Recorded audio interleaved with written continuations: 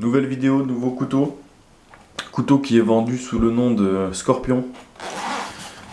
Je sais pas du tout si c'est le nom du couteau ou le nom du fabricant. Il est vendu comme étant un design original. C'est pas le cas, hein. On est en présence en fait d'un clone hybride, si on peut dire. Parce que c'est un mélange en fait de plusieurs designs existants. Donc les connaisseurs auront peut-être reconnu le manche qui provient en fait d'un CKF Rabbit. Et à ma grande surprise, on a la lame d'un asymétrique. Donc super sympa, c'est vraiment un de mes couteaux préférés, l'asymétrique. Et d'avoir associé, d'avoir mélangé ces deux versions, c'était une très bonne idée puisque ça rend vraiment très bien. Je déteste personnellement la lame du Rabbit original. Et là, ils ont vraiment fait quelque chose de très sympa. Couteau que j'ai payé 63 € sur AliExpress ou DHgate. Quand je vous annonce les prix, c'est toujours sans parler des frais de port puisqu'ils sont offerts. Ils sont tout le temps offerts. Donc 63 €, couteau entièrement en titane, lame D2, roulement céramique. Et on va voir ça tout de suite plus en détail. Comme annoncé précédemment, on a un couteau qui est entièrement en titane, donc plaquette en titane, frame lock en titane, avec un travail en 3D sur les plaquettes puisqu'on a des contours qui sont totalement arrondis pour une meilleure prise en main. Comme vous l'avez remarqué, des motifs assez sympas, bien usinés, très bien usinés même. C'est absolument pas tranchant ou coupant, c'est parfaitement lisse, très agréable. Et ça apporte un contraste vraiment sympa. Finition micro-billet pour les plaquettes et pour toutes les pièces qui sont en titane. Un satin pour le pivot.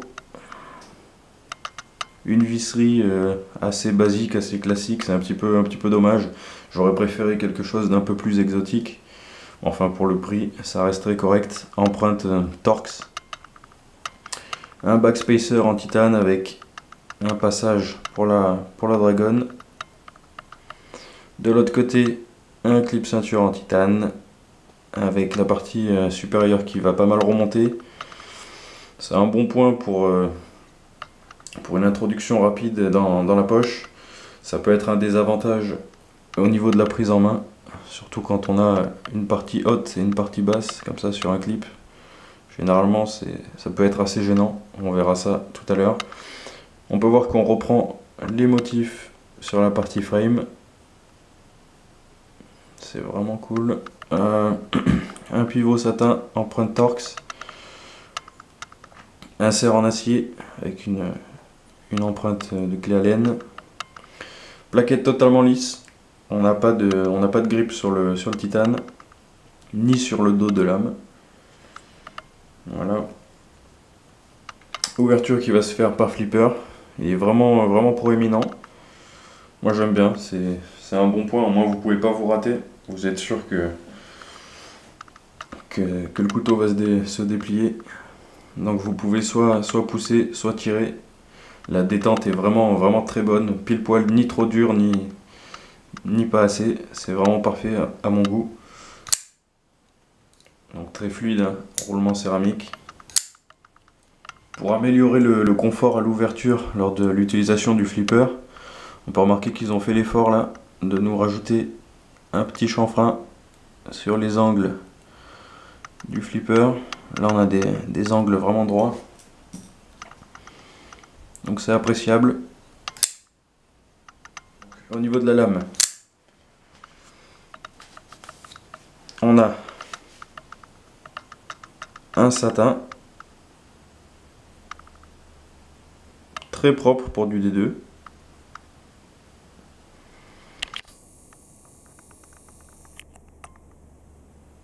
Un satin pour les moutures et un satin horizontal au niveau du plat de la lame. Pareil de l'autre côté.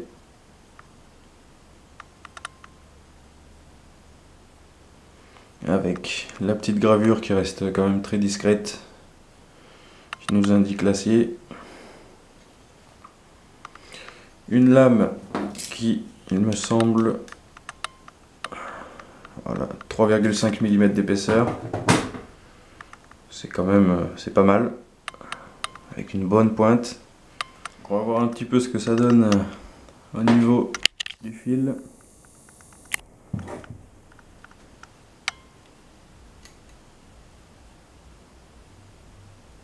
0,55 » 0,55 0,48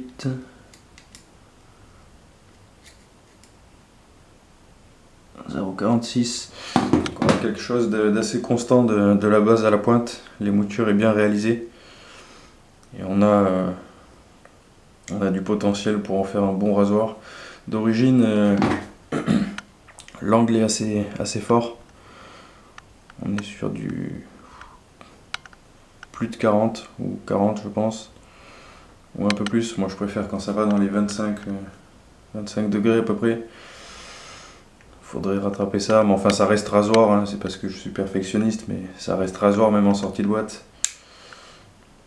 Donc on va comparer un petit peu la lame, puisque comme je vous l'ai annoncé en début de vidéo, on reprend en fait la forme de lame de la symétrique. Donc pour rappel, la symétrique de chez Custom Knife Factory, donc là c'est le clone, hein, bien sûr. Le clone de chez Vespa que je vous avais déjà présenté. Je vais d'ailleurs, je pense, refaire la vidéo, parce que j'ai oublié de vous parler de quelques détails importants. Par exemple, au niveau du stop pin, on peut remarquer là, l'usinage au niveau de la lame qui vient accueillir le stop pin, c'est pas plat, c'est rond. En fait, ça reprend la forme du stop pin, et ça c'est un très bon point, puisque ça permet une meilleure répartition des forces quand le couteau est en usage, contrairement à la plupart des couteaux qui ont cette partie là totalement plate. On va se retrouver avec le stop pin et une surface en contact qui va être toute petite, et ça c'est pas excellent. Il vaut mieux avoir une surface ronde qui vient s'emboîter dans le stop pin rond, comme ça il y a une plus grande surface de contact et les forces sont bien mieux réparties, c'est mieux pour la durabilité. Donc très bon point que j'avais totalement pas remarqué d'ailleurs, et je pense que je referai la vidéo. Donc au niveau de la lame,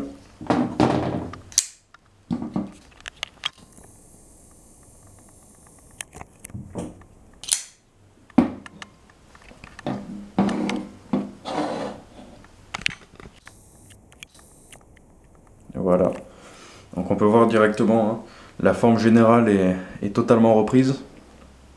La seule différence en fait, c'est que sur la symétrique, on a un plat de ce côté de l'émouture, donc là elle est totalement plate, et on a forcément une asymétrie sur le dos de la lame, contrairement à celui-là qui va reprendre ce côté de l'émouture de l'autre côté. Donc on a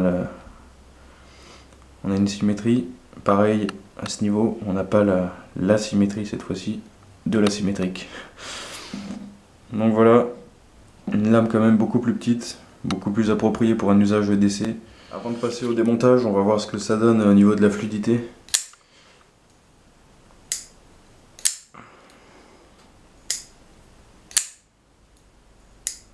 Ça se replie tout seul, le couteau n'a pas été démonté ni huilé, et pourtant lame parfaitement centrée, un lock vraiment bon, très fin.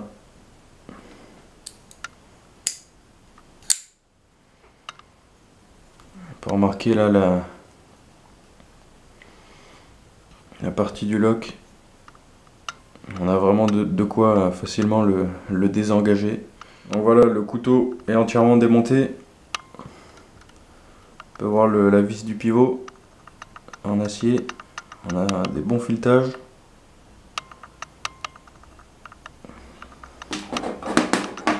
Surprise au niveau des roulements, puisque je m'attendais à des roulements double rangée de céramique. Bah en fait pas du tout, on a des simples roulements enfin des simples roulements, ils sont en céramique, hein, mais on est sur du simple rangé, il n'y a pas de rangée de billes, comme quoi ça suffit largement pour avoir quelque chose d'extrêmement fluide. Mais enfin, ce qui joue aussi, surtout beaucoup, c'est la bille de détente en céramique aussi. On peut remarquer l'insert en acier avec le petit téton pour pas pousser son frame trop loin. Donc rondelle métallique en acier sous les roulements. Voilà. On peut remarquer les plaquettes qui sont totalement pleines. On n'a pas d'usinage. Enfin, c'est pas forcément nécessaire. On a un couteau qui fait 123 grammes. Et puis, vu l'épaisseur, on aurait gagné peut-être 5-6 grammes maximum. Ça vaut pas forcément le coup. On peut remarquer le pivot. C'est balèze, c'est massif. Pareil pour le stop pin. Donc, je vais enlever toute cette graisse là qui doit pas mal ralentir les roulements. Je vais remplacer ça par de l'huile et on va voir ce que ça donne. Donc voilà, couteau remonté à l'instant, huilé, nettoyé.